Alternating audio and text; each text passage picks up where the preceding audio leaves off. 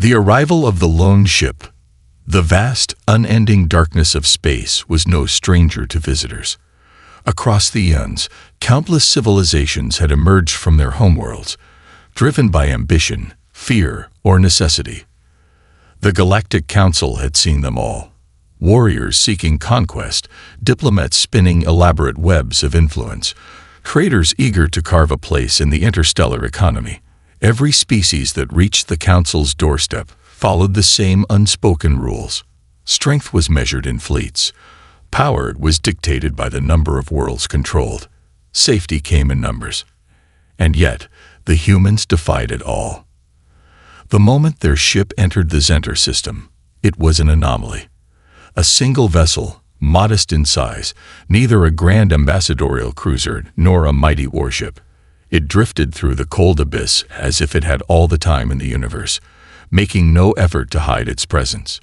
It wasn't cloaked, wasn't escorted, wasn't even reinforced with the kind of weaponry one would expect from a species new to galactic politics. The Council had watched its approach in eerie silence. This must be a mistake. Ambassador Valtos of the Sarxan Dominion had scoffed, his tendrils twitching in distaste. A lone vessel. Are they mocking us? Or testing us? Added the burly warlord of the Vornak tribes, his claws tapping impatiently against the table. Perhaps this is a trap, a distraction. The elders of the Elysian Order, those who had lived through thousands of cycles, merely observed with quiet contemplation. They saw what others failed to see. Not weakness, not arrogance, confidence. The humans had sent one ship, not because they had no choice, but because they had chosen to. As the human vessel neared the heart of the system, the Council prepared for standard diplomatic proceedings. They had already drafted their responses, each tailored to common scenarios. If the humans sought trade, they would be offered conditions. If they sought allies, they would be tested. If they sought to conquer, they would be swiftly reminded of their place in the hierarchy of power. But when the message arrived, it was unlike anything they had expected. A simple transmission, short and blunt. We come in peace, but if peace cannot be, we will defend our right to exist. Nothing more. No embellishment. No plea for acceptance. No offers of tribute or requests for negotiation. Just a statement. And that was what unsettled the Council most. The unspoken message. The chamber, built to accommodate the vast and varied species of the galaxy, had never been so silent. The transmission had ended, leaving behind an air of uncertainty that none could shake. Ambassador Yalrin of the Sharon Collective, a species that had thrived on manipulation and deception, frowned deeply. "This is not the language of the desperate," he murmured. "It lacks the fear of a species seeking protection, or the flattery of one seeking favor," added High Chancellor Rel of the Xendar. Her kind had spent centuries shaping the galactic stage, ensuring that new civilizations fell neatly into place. The humans, however, had sidestepped that entirely. The Vornak warlord grunted, his massive frame shifting as he leaned forward. "One ship," he said again, this time with something almost like admiration. "Not an armada, not a warfleet. One ship. Either they are fools, or they are something else entirely," finished the Elysian elder. There was an unspoken rule in the galaxy. Power was shown, not merely stated. Species new to the interstellar fold understood this instinctively. They arrived in grandeur, with massive vessels showcasing their technological prowess. They paraded their wealth, their military might, their potential as allies or threats. The humans had done none of this. They had sent one ship. And yet, somehow, it felt more imposing than an entire fleet. A decision must be made. The Council's deliberations continued for hours. Some argued that the humans were bluffing, that they must have a hidden fleet waiting just outside the system, observing. Others feared that this was a psychological tactic, a way to test the Council's reactions, to gauge their strengths and weaknesses before making a move. The Elysian elder, the oldest being in the room, finally spoke, and his words carried the weight of centuries. "They are not here for war," he said simply. But nor do they cower. They have told us nothing but the truth. They come in peace, but they will not be made subservient. Then how do we respond? Asked the Sharon ambassador. If they refuse to bend to our ways, should we break them before they become a problem? The elder sighed. Would you break a wildfire, a storm, a force of nature? They are not asking for our approval. They are not seeking our permission to exist. They have already decided that they do. The question is not whether we accept them. The question is whether we understand them before it is too late. Silence fell once more. No one had an answer. The arrival. The human ship was given clearance to land on the neutral grounds of the Galactic Council station, a massive construct orbiting the twin moons of Zentaria. Delegations from all across the known universe gathered, eager to lay their eyes upon the newcomers. The humans did not arrive with banners or an entourage. They did not step forth in lavish ceremonial robes or with grand proclamations. They arrived in simple, practical uniforms, only 5 of them, no weapons in sight. Their leader, a man of unremarkable appearance, dark-haired, his expression calm but unreadable, walked ahead of the others. He did not bow. He did not hesitate. Instead, he met the eyes of the gathered ambassadors and said 3 words. Shall we begin? It was not arrogance. It was not challenge. It was certainty. And for the first time in its long history, the Council felt something it had never before experienced in the presence of a newly discovered species. Not curiosity. Not skepticism. A species that does not needle. The air in the council chamber was heavy with unspoken tension. Across the vast hall, representatives from dozens of the most powerful civilizations in the galaxy sat in stunned silence. The humans had arrived, and with them, an unsettling sense of inevitability. They did not bow. They did not stumble. They did not fumble with words or drown in elaborate greetings. They simply walked forward, their leader speaking 3 simple words. Shall we begin? The audacity of it sent a ripple through the assembly. The Sharon ambassador's many eyes flickered in agitation. The Vornak warlord, so used to towering over other species in stature and might, clenched his massive fists. The Xendar chancellor leaned forward, studying the humans with a calculating gaze. The silence stretched, but the humans remained unaffected. They did not shift uncomfortably. They did not glance nervously at one another. They simply waited. A species that did not needle. A species that did not beg. It was something entirely new. A game of power. The Council had centuries of experience in first encounters. They knew how to control the pace of a negotiation, how to impose their dominance through the weight of ceremony. But the humans had sidestepped the game entirely. Their presence alone had disrupted the carefully maintained balance of the chamber. Ambassador Valtos of the Sarxan Dominion finally broke the silence. You arrive in our space. You send a single ship. You carry no weapons, no fleets, no grand declarations. And yet you demand to be heard. Tell me, humans, what makes you think we owe you an audience? His voice was sharp, edged with the arrogance of a species that had subjugated lesser races for generations. This was the moment where most species faltered, where fear crept in, where their ambassadors tried to recover by appealing to the Council's power. The human leader merely smiled. It was not an expression of mockery, nor was it one of submission. It was quiet, knowing. We demand nothing, the human said, his voice steady. We are here because we are, because we exist, and because you know, just as we do, that ignoring us is no longer an option.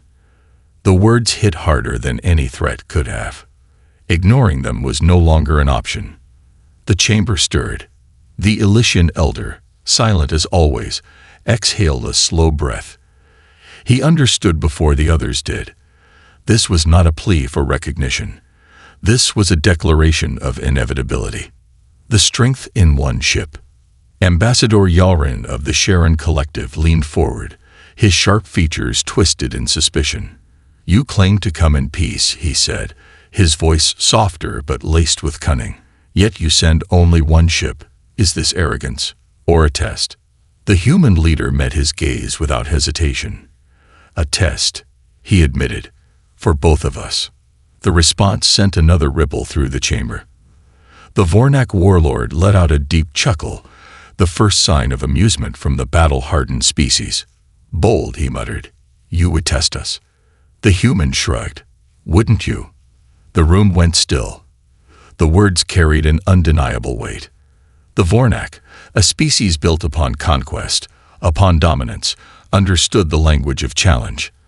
And in that moment, they realized the truth. The humans had not come to beg. They had come to measure. Not just the Council, not just the galactic powers, but the very foundation upon which this galaxy had been built. The Elysian elder finally spoke. His voice was soft, but it carried the weight of eons. And what have you found so far, human? The human leader turned to him, and for the first time, his expression shifted, just slightly, a hint of something deeper. Fear, he said simply. The chamber froze. Not anger, not hostility. Fear. Fear of what? That was the unspoken question. Fear of the unknown. Fear of the disruption the humans represented. Or fear that, for the first time in millennia, a species had arrived that could not be controlled. An unsettling reality. High Chancellor Rel of the Xendar finally spoke, her voice carefully measured. You believe we fear you? She asked, tilting her head slightly. The human's expression didn't change. I believe you fear what we represent. She leaned back, considering his words. He did not elaborate, did not press further. And that was the most unsettling part. The Council was accustomed to new species scrambling to prove themselves. They needed acceptance. They needed validation. The humans. They needed nothing. They had come without fleets, without diplomacy, without carefully crafted pleas for integration. And yet the Council had still gathered, had still listened, because they had no choice, because the humans had not asked to be acknowledged. They had simply arrived. And deep down, everyone in the chamber understood. This was only the beginning. A dangerous question. The Elysian elder studied the human for a long moment before finally asking, why only one ship? The human held his gaze. We could have sent more, he admitted, but we didn't need to. Silence. And then something terrifying dawned upon the gathered representatives. The humans hadn't come alone because they were weak. They had come alone because they were certain that they would not be ignored, certain that their presence alone would be enough to shift the course of the conversation, certain that they did not need fleets to prove their worth. The quiet power. The Vornak warlord leaned forward, his massive frame looming over the humans. If a fight broke out here, you wouldn't survive, he said bluntly. The human nodded. Probably not. Another pause. But you would remember us. The word sent an eerie chill through the chamber. A species that knew its own mortality. That did not boast of invincibility. That did not threaten retaliation or destruction. And yet that single phrase carried more weight than any war fleet ever could. You would remember us. Because the humans did not measure strength in fleets. They measured it in resilience. They measured it in persistence. They measured it in the simple, unshakable refusal to be forgotten. A decision must be made. The Council was no longer deliberating if they should take the humans seriously. Now, they were asking how to deal with them. To welcome them. To fear them. To challenge them. Or to step aside and let them carve their own path. One thing was clear. The humans were not leaving. And they were no longer just an anomaly. They were a reckoning. The unyielding conviction of humanity. The silence in the chamber had stretched beyond mere discomfort. It had settled into something deeper, a realization. A single ship, a single delegation. 5 humans standing alone before the most powerful empires in the galaxy. And yet it felt as though they were the ones holding the gravity of the moment. They had made no threats, no grand gestures of power, no pleas for alliance. And somehow, that made them more dangerous than any conquering fleet. The words of the human leader still lingered in the minds of every council member. You would remember us. It was not a boast. It was not arrogance. It was simply a fact. And that was perhaps the most unsettling part of all. A species that does not beg. Ambassador Valtos of the Sarxan Dominion could no longer contain his frustration. His tendrils twitched violently as he slammed his elongated fingers onto the table before him. "This is absurd," he hissed, his voice laced with agitation. "Your species has no standing among us, no history, no allies. You do not come here offering tribute. You do not come seeking our favor. What exactly do you expect to gain from this?" The human delegation remained unshaken. The leader, the man who had stood firm since their arrival, tilted his head slightly. "We expect nothing," he said. "We came here to exist, and we will, with or without your approval." The matter-of-fact nature of his words was a declaration in itself. For eons, new species had clawed and fought their way to recognition, groveling for acceptance, desperate to secure a foothold in the vast galactic hierarchy. The humans had done none of that. They had walked in, as though they already belonged. The miscalculation. High Chancellor Rel of the Exender had seen countless species rise and fall. She had negotiated with warlords, placated conquerors, and outmaneuvered entire civilizations through sheer political prowess. But as she studied the humans, she began to realize an uncomfortable truth. They had miscalculated. The Council had assumed that the humans were either reckless or ignorant. But now, as she watched them, she saw what they had missed. This was not recklessness. This was certainty. And certainty was infinitely more dangerous than arrogance. "Your species is bold," Rel finally spoke, her voice measured. "But boldness without power is meaningless. Surely you understand that." The human leader met her gaze. A ghost of a smile flickered across his lips. "Define power." It was a simple statement, but it stopped the entire room. It was an unspoken challenge, a question that none of them had ever considered needing to answer. Power had always been obvious: size, fleets, armies, resources. The civilizations before them had always measured it in weapons and numbers. But the humans were asking for a different measure. Chancellor Rel narrowed her eyes. "Strength, influence, the ability to enforce your will." The human nodded, as if he had expected this answer. "And yet here we are," he said. "One ship, 5 humans, no armies, no fleets, no weapons." His gaze swept the room. "And you are all listening. Listening. Not dismissing. Not laughing. Not demanding they leave. Listening."